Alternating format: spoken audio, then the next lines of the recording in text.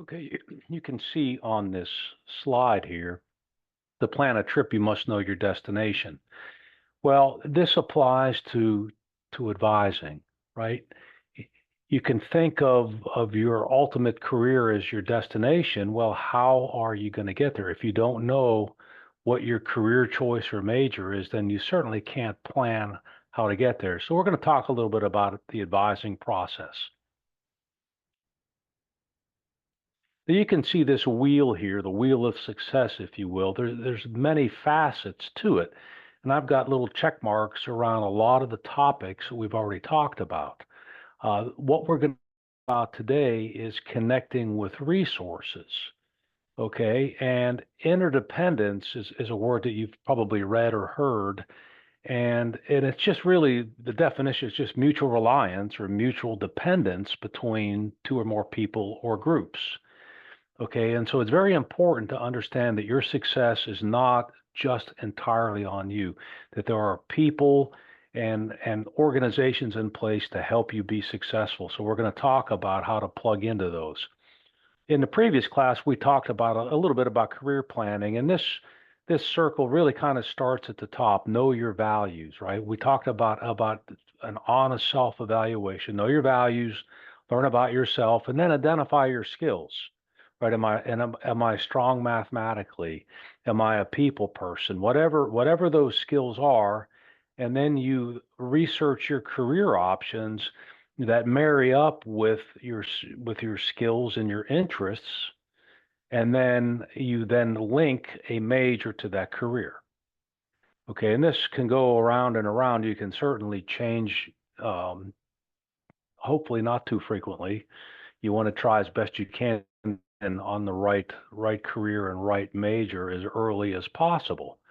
Okay, and so once you've decided on a major that's linked to a career, then you got to think about a pathway. How am I going to get there? Okay, and this pathway is pretty well defined, and you should become familiar with it. So let's just take a look at the pathway. I get a lot of engineering students in my COLs, and a lot of them are mechanical. Okay, and so there's this program. You're at MTC, so you might be in the transfer program to finish your first 2 years of engineering at Tech, and then you transfer maybe to Carolina, Clemson, or somewhere else. So let's just take a look at this. And so if you take a look at the University of South Carolina, the mechanical engineering program, you can see that the first 2 years, um, here's a listing of courses. And so by the beginning of your third year, so after 2 years have been completed, you would have completed 4 calculus courses, 2 chemistry courses, 2 physics courses, thermo, mechanics, and so forth. Notice the number of credit hours up here. You have 17 hours your first semester, 18 your second, 16, and then 15.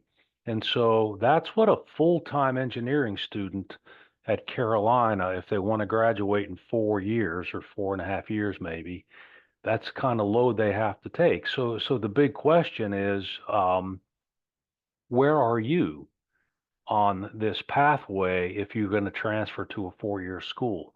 Um, if you're not taking 17 credit hours, if you're not a full-time student, then obviously it's going to add time, it's going to add money, and you just need to know that. That's okay. It's just you're not going to get this degree in 4 years.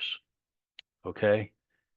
So if you take a look at the pathway for mechanical engineering, at Midlands Tech, it's a 5 semester sequence to get to USC as a third year engineering student. And primarily that has to do with most students are not starting out with calculus. And so there is some mathematics that has to be completed before you can get through 4 semesters of calculus. And if you're a part-time student, it may be as many as 10 semesters, depending on the kind of load that you're taking. So just understand what kind of a time commitment you're looking at. The cost is pretty significant, the difference in cost. Your estimated cost at Tech is roughly $14,000 a year, where at Carolina, you'll be spending over $32,000 for the same 2 years. So MTC offers a great value. You're going to get all the core that you would get at Carolina for basically half the price. Okay, so coming to MTC is a great choice. Now, if you're planning to buy a car, you would do a lot of research before you went into the dealership. Okay, so in my ground classes, we'll list some of the things you would think about before you would go in and buy a car. And what does this have to do with your education? Well, you can see here that a lot of these things kind of tie together. You wouldn't think of buying a car without researching. The first question you'd ask is, am I getting a truck, a sedan, a van, various types for different purposes? Well, likewise, you have to decide, well, what degree or career? I mean, that's going to make a huge decision on where you initially even want to go to school. Do they offer the program? How much can I afford? I mean, there are options out there. MTC is the least expensive, Carolina more so, and a place like Furman very expensive. Is it worth it? I don't know. Can you afford it? I don't know. A car, do you buy or lease? Well, of course, you got to figure out, how am I going to pay for my education? It's very expensive. What's the quality of the vehicle? You don't want to get a junker. Well, what's the college quality? Not all colleges are the same. So you want to make sure that you're going to a quality institution. What kind of warranty is offered a car? Well, what's your warranty for school? What are your graduation rates? What are the employment rates? Car, you certainly take it for a test drive. Well, certainly a college, you would, as a minimum, go on a campus visit to get a feel for what the college is like. You have to have insurance when you buy a car. Well, your insurance is plan B. What if this doesn't work out? Am I prepared to pivot to possibly a second career choice? What kind of servicing can I get with this car? Well, likewise, what kind of student services are available at the college? Midlands Tech has a ton of student services available for you. And then there's the registration and taxes, all the paperwork. And likewise, you have to go through a application process. You got to test, you got to create your first schedule and so forth. So there's a lot of work in buying a car, and there's a lot of background work in deciding, where am I going to go to school? What am I going to major in? How am I going to pay for it? Is it a good school? Will I get a job? And so forth.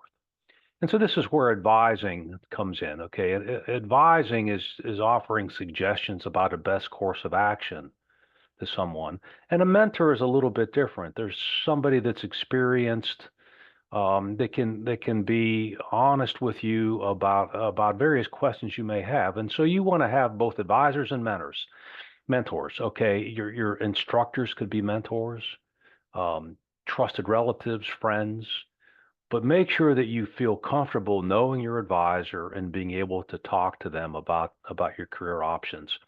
So one thing you will watch is a couple videos uh, about advising and the Academic Success Center. So please be aware of the services that are offered there.